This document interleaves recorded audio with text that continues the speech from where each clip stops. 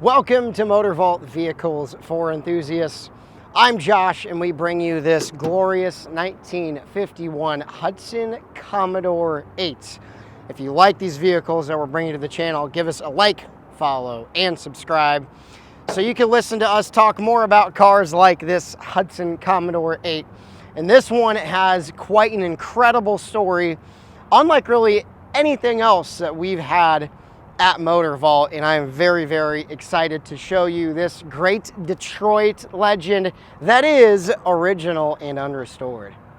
Just like the 1958 Impala we had on this channel, this Hudson is massive. These 1950s American cars were all about having great road presence, plenty of space, and this one is only 1 inch shorter than that Impala, 208 inches, just over 17 feet in length.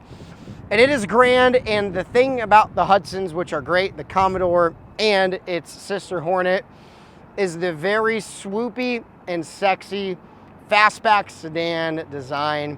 These cars, if you know these cars, any car of this era, you know a Hudson when you see it, because there is nothing else designed really like it.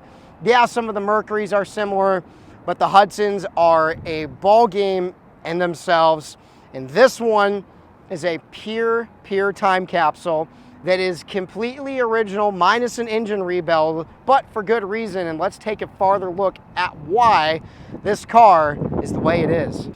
Sitting in the Hudson, you have plenty of space, and it feels quite cozy, especially with that sun visor sitting on the outside. It's almost like your car has a hat, which is kind of a cool aspect that I've really never experienced. Not too many cars had them, but this is a very common add-on for dealers back in the 1940s and 1950s. Great look too.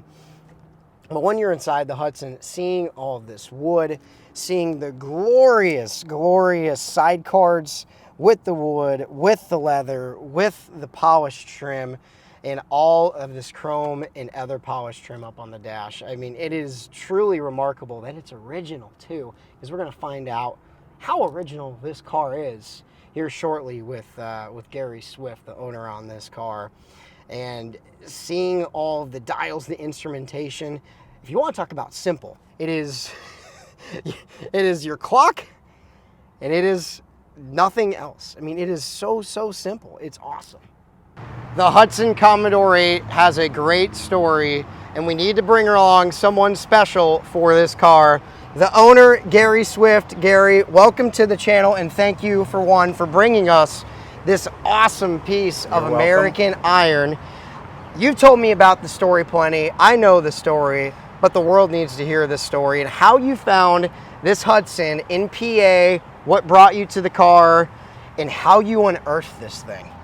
So this car appeared on the Hudson Facebook page years ago, and the lady didn't know what she had. She was getting bombarded by people on Facebook trying to tell her it was only worth $2,000 or $3,000, or it's not a 51, it's a 50, and giving her all kinds of misinformation. And I had to try and figure out how I get a hold of this lady to clear through all the mud. And I finally went to Google, and I Googled her name and found out she's involved in animals and dogs, saving them. So I found a cell phone number and called her at 10 p.m. on a Sunday night to talk about the Hudson. And my dad used to have a car, just the same car, and I always wanted one like this. So we talked for an hour about dogs, not anything about the Hudson, and I became her friend. She became a close friend just in an hour. And at the end of that conversation, I said I'd like to come look at the car and maybe buy it. And she said when, and we agreed in a couple days I'd be there. And I asked her, I said, well, do I bring my trailer or not? And she goes, oh, you're taking this car home. So that's the way you clear through the mud and find you a nice specimen like this. And the connection through animals is always wild, because it really brings people together, and then you put the car connection together, and it's just hitting all sorts of soft spots. Absolutely. And especially getting this car in the right hand, that's the key about so many of these cars that are very passion driven. It's about putting them in the right owners, the ones who have the family story, the ones who they've always had this as their poster car, whatever it may be. It's all about pulling the right heartstrings. And obviously this is what we're trying to continue, as we already started that process, you being that first owner, bringing it back to life. Right. And now it's continuing down the road and seeing that in the right person's hands. Well, and like Josh has talked about this car before, it's a very virgin car, very survivor car, one owner car, and stored properly. Had to bring it back to life a little bit, but it is truly untouched from the day it was built in '51. You know, we rebuilt the engine just the way it was. We added everything, period. And really, the only thing I've done to this car for the first 2 years was I washed it. That's all I did. It's a very, very original survivor. You will never find another, especially a Hudson. No doubt. I think we should take a better look under that hood so Gary could tell you about what's been done. In today's world where there's so many V8s and V6s, back in the day, in the 50s, Hudson was great at making straight 6s and straight 8s. This car in particular has a straight 8, 255 cubic inches, and it was sitting for a long time not running until Gary got his hands on this car and brought it back to life. Importantly, who he sent this car to have the engine restoration and drivetrain restoration completed. So, what happened to this car? Why was it parked? How long was it parked for? And who did you have bring this engine back to life? Because it is silky smooth. It starts on one click. So the car was parked in the late 70s. We've theorized that someone had adjusted the valves in them, set them too tight, and bent some valves, burned a valve. And the engine sat. The owner, the original owner of it, put it in a garage, put it up on blocks, did the right thing, and it just sat.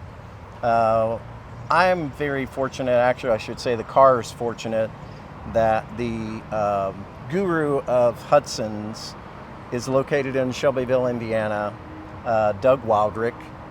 Anyone that knows anything about Hudson's knows that Doug is the person you take your car to if you have a Hudson. So I placed the Hudson in Doug's hands, and all I wanted him to do was reconstruct the car and make it run just the way it does. And Doug is beyond being a perfectionist. Everything that Doug did to this car takes it right back to the day it was built, and maybe making a little bit better. But it is true when you start this car, it barely goes a half a rotation and it starts right up. It is a straight 8 splasher motor. We have not done anything to that engine other than just stock, and that's just the way it is. We did convert it to 12 volts just for ease, but that's all we've done to that car. Doug went through it top to bottom, brakes, anything it needed. I gave him carte blanche, just turn it back to so we can drive this car anywhere. And that we have, obviously, what you guys saw, it rides great around the road and it gets a bunch of looks too. So one thing that is so cool is that obviously it drives like a new car for the era, obviously, but it has that patina from the 50s, the history of what this car has gone through and how it's been preserved.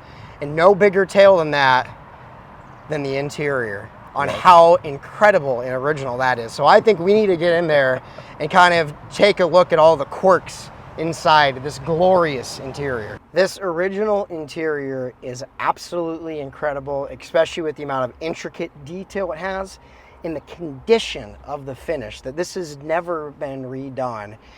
Gary, I'd imagine the first time that you saw this car and got in this car, you had to be absolutely jaw on the floor. It was pretty breathtaking to see a car, and I've collected a number of cars and bought only survivors, but to sit in this car, open this door up, and know that this interior has never been touched. One of the first things you see, obviously, if the car is sat for a long time, is the chrome pits or rust. And again, I haven't done anything to this interior other than wipe it down with a wet cloth.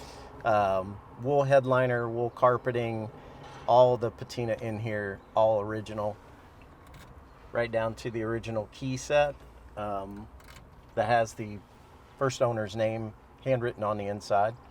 This is truly one of the cars that you just won't find in this condition. You can rebuild them all day long, but you got to find the original one. No doubt. And I've seen a handful of Hudsons at Auburn, at Mecum, at wherever you want to see them. And I've never seen one like this. Again, we've seen the restored cars, we've seen the more original cars, but they're not nice. They've got issues, they've got serious paint flaws, they've got dents, and the interiors are sure not like this. When you could clearly see in the mirror where you perfectly have shaved or not shaved is pretty incredible. The fact that this has never even been restored. And all you have in front of you is just your plain, simple gauges.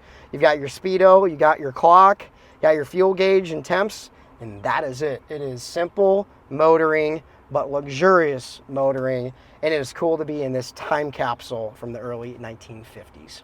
And I think the best way to say it is, Josh, it truly is a 41,000 mile original car.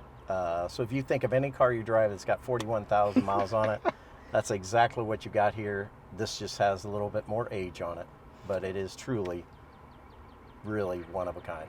Absolutely.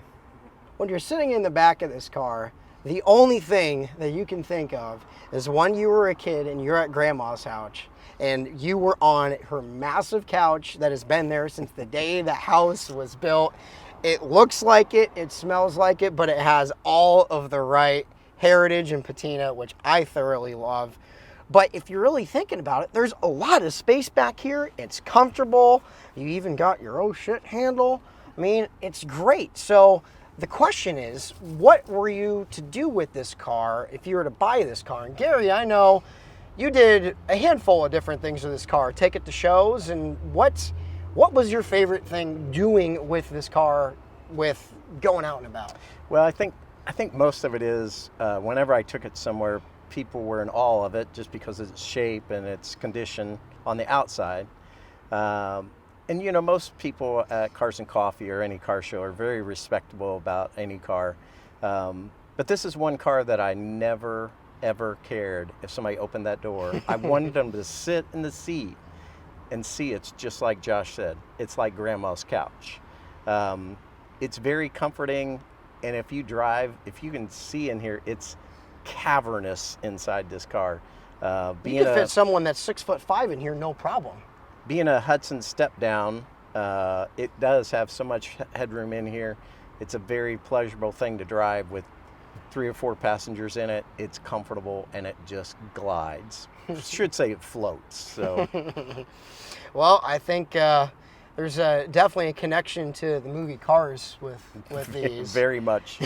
So, and we know there was plenty of quotes from that movie where it was all about floating, and somehow did it in such a graceful manner, because these cars, not only did they float, but they had quite an amount of speed for them for back in the day. Absolutely. So you could do that at a very, very comfortable nature, and you could see that from just sitting stationary. So truly a piece of American iconic motoring that takes you back to an era where motoring was all passion. It was right after the war. People put all of their hearts and all of their souls into these cars, and it wasn't just from the ownership standpoint. It was the people who was building them, having the wood finish, having the leather, having the chrome everywhere. These cars were a part of the family, and you could understand that, especially with the story of this car, that from brand new in 1951 up until you bought it, it was in one family. This is a family staple. And now it's time for the next family to make it theirs. Absolutely. From curb feelers to chrome, this all original Hudson has every bit of patina and history that you want from an unrestored classic. And we greatly appreciate Gary bringing this car to us. Let us represent it. Let us tell the story of what this car is, and I'll pass it on to the next owner. So Gary, on this being potentially one of the final times you see your car, what are some messages you want to share to the future owner of this glorious time machine? Well, I don't want to get emotional about it, okay? But and Josh brought something up. I've had a collection of cars, and I've bought and sold. And until my engagement with MOTORVAULT, I really never thought I was representing the cars properly. MOTORVAULT just does an amazing job to represent a car, to tell the story. Like, this car has a big story and needs a big presentation to get the story across. I just want to make sure whoever ends up with this car appreciates the story, because it is something for me to pass this along to somebody else. To find one of these in this condition is truly once in a lifetime. I've found a few cars like this, but this is one of the best I think I've ever found. So we want to send it off. I know that whoever's going to get it is going to appreciate it, because it is a car that gets to be put back on the road and driven now. Awesome. American luxury from the 1950s. The Hudson Commodore was a great one. It was double the cost of a Chevrolet in 1951, and for good reason, because these cars looked incredible, they drove great, and they made you feel special. Especially when you sit inside that car, you truly know. I hope you guys got a kick out of checking out this Hudson today, listening to Gary and I chat about the history of this car, because it truly makes me happy, and I hope it makes you happy too. So give us a like, follow, subscribe, and stay tuned for more content coming to MOTORVAULT, because we got a lot more great cars just like that Hudson coming in the door soon.